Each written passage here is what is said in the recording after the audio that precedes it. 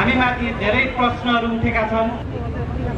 हामीले आन्दोलन गरिरहेका छौँ।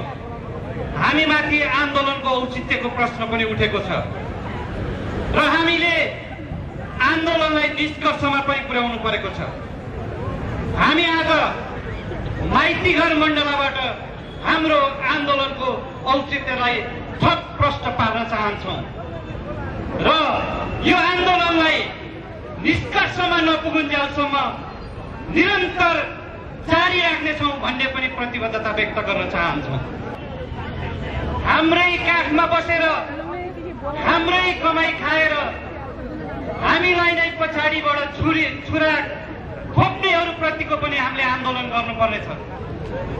हाम्रै जस्ता संस्थाहरू चलाएको भनेर मुकुण्डो लाउनेहरू आज हाम्रै संस्थाको आन्दोलनमा विरोधी जस्तो देखिएका छन्। भित्रभित्र एउटा कुरा गरिरहेका छन्, बाहिर बाहिर अर्को काम गरिरहेका छन्। त्यसैले आज माइतीघर मण्डलबाट निजी लगानीका शिक्षालय चलाउने हामी तमाम साथीहरू त्यस्ता चुकाको विरुद्ध खबरदारी गर्दैछौँ। हामी सम्पूर्ण नगरका साथीहरूलाई, जिल्लाका साथीहरूलाई, प्रदेशका साथीहरूलाई र समग्र केन्द्रलाई त्यस्ता साथीहरूको हिसाब किताब खातामा राख्न अनुरोध गर्दछौँ। समय बलवान छ, सबैलाई समस्या पर्छ। समस्या पर्दा संगठन चाहिने होइन, समग्र क्षेत्रलाई चाहिँ समस्या पर्दा भित्र लुकेर बस्ने त्यस्ताहरूप्रति हामी सजग रहनु पर्नेछ। त्यसै गरी हामी समग्र राज्यको विरुद्धमा छैनौँ। राज्यको संयन्त्रभित्र बसेर हामीले तिरेको ट्याक्सबाट आफ्ना तलब भत्ताहरू खाएर सदनमा गएर केही हल्लिने अलटक माननीयजीहरू, केही माननीयजीहरूका विरुद्ध पनि हाम्रो आन्दोलन केन्द्रित छ।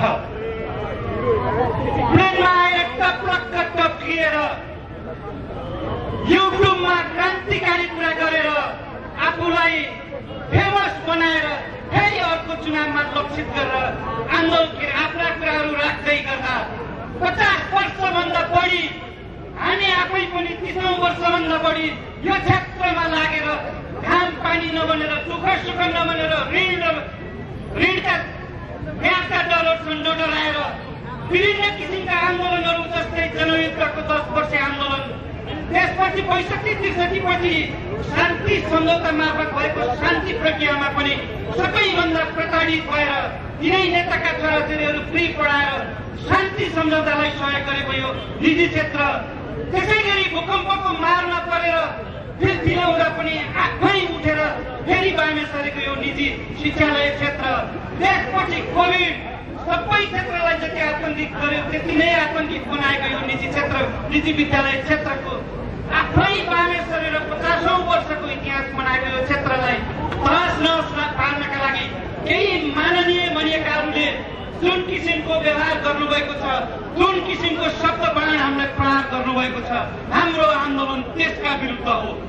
त्यो विरुद्ध हामी सबै एकजुट भएका छौँ। आज मात्रै होइन, भोलि पनि एकजुट हुनेछौँ र भविष्यमा पनि एकजुट हुनेछौँ। त्यो केका लागि एकजुट हुनेछौँ भने हाम्रा नेपाली बालबालिकाहरूलाई उनीहरूको गुणस्तरीय शिक्षा प्राप्त गर्न पाउने अधिकारलाई सुनिश्चित गर्नका लागि हामीले त्यो आन्दोलनलाई स्थापित गरेका छौँ, यो आन्दोलनलाई अगाडि बढाएका छौँ। हामी आज यहीबाट उहाँलाई आह्वान गर्न चाहन्छौँ जसले शिक्षा समितिमा बसेर यो ताण्डव नृत्य गर्नुभयो। हामीले 50औं वर्ष यो क्षेत्र छेक्दै गर्दा आउनुहोस् हातेमालो गरौँ, 27-28 जना मिलेर एउटा निजी विद्यालय चलाउनुहोस्, एउटा मोडल देखाइदिनुहोस्, हामीले कसरी स्कलरसिप दिनुपर्छ देखाइदिनुहोस्, हामीले कसरी योगदान गर्नुपर्छ देखाइदिनुहोस्, अनि हामीसँग आएर टेबल टक गर्नुहोस्। होइन भने मिडियामा आएर छलफल गरौँ भन्दा पनि भाग्नुहुन्छ, हामी निजी क्षेत्रसँग बस्दैनौँ भन्नुहुन्छ। टेलिभिजन कार्यक्रममा पनि निजीको मान्छे आएको छ भनेपछि गाडी मुइक्याउनुहुन्छ अनि सदनमा गएर खुइ गर्नुहुन्छ। हिम्मत छ भने आउनुहोस्, माइतीघर मण्डलमा बसेर हामी छलफल गरौँ। हिम्मत छ भने आउनुहोस्, खुलामञ्चमा बसेर छलफल गरौँ। हामीले के अन्याय गरेका छौँ हामीलाई प्रमाणित गर्नुहोस्। होइन भने निजी क्षेत्रमा हामीले लगानी गरिसकेपछि हामी खुला भन्न चाहन्छौँ, हाम्रो कम्पनी अन्तर्गत चलेको विद्यालय हो। हामीले हाम्रा प्रबन्ध पत्र पढेका छौँ, हामीले हाम्रो नियमावली पढेका छौँ, हामीले कहीँ पनि केही उल्लेख गरेको भेटेका छैनौँ कि हामीले 10% छात्रवृत्ति दिनुपर्छ।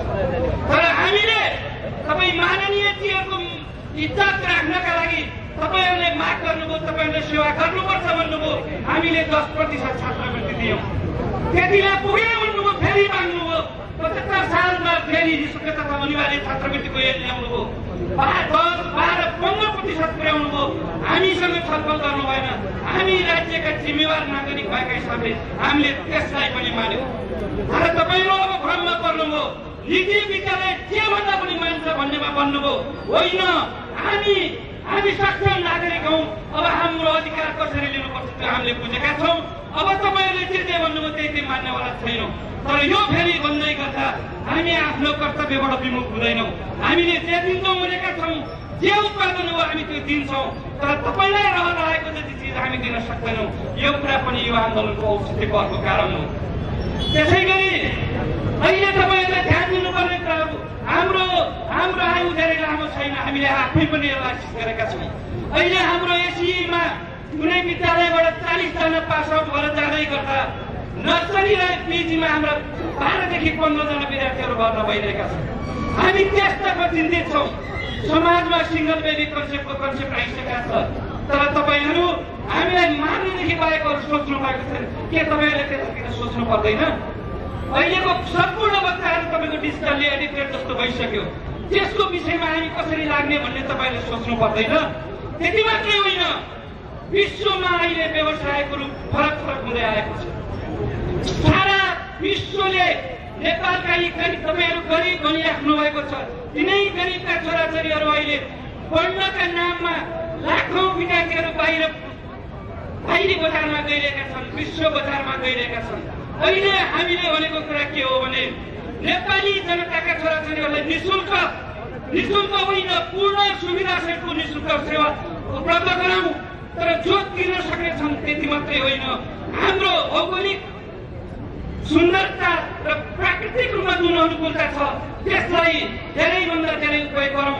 विदेशी लगानी पनि नेपालमा ल्याउँ र नेपालमा लगानी गर्ने इच्छा भएका सम्पूर्णलाई आह्वान गरौँ र अन्तर्राष्ट्रिय स्तरका विद्यालयहरू खोलौँ, अन्तर्राष्ट्रिय स्तरका कलेजहरू खोलौँ र नेपाललाई पनि जसरी टुरिज्मको सम्भावना छ हाम्रो आर्जन गर्नुमा, त्यसैगरी नेपालको एजुकेसनलाई पनि एउटा महत्त्वपूर्ण आम्दानीको रूपमा विकास गरौँ भन्ने हिसाबले हामीले यो पुस्तकमा लागेका हौँ।